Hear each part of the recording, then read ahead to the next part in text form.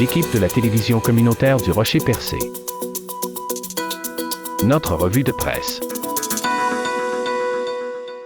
Cette semaine, dans l'actualité régionale. Le budget fédéral présenté par la ministre des Finances Chrystia Freeland laisse sur sa fin le mouvement Action Chômage PABOC Gaspésie Île-de-la-Madeleine, peut-on lire sur Radio Gaspésie. Nadia Mongeon, coordonnatrice de l'organisme, se dit déçue, estimant que le budget est un véritable désastre pour les travailleurs saisonniers. Selon celle-ci, même la reconduction des 5 semaines de prestations permettant de combler le manque à gagner entre le moment où les prestations d'assurance-emploi prennent fin et le début de la reprise de l'emploi saisonnier ne suffit pas. Le bateau de chômage a une incidence directe sur les travailleurs saisonniers qui risquent de se retrouver sans revenus pendant plusieurs semaines dans l'année. Le montant des prestations sera lui aussi revu à la baisse puisque calculé selon le taux de chômage dans la région. Pour ce qui est de la réforme de l'assurance-emploi promise par la ministre Le Boutillier, aucun signe n'a transparu quant à son dépôt prochain dans le budget de la ministre Freeland.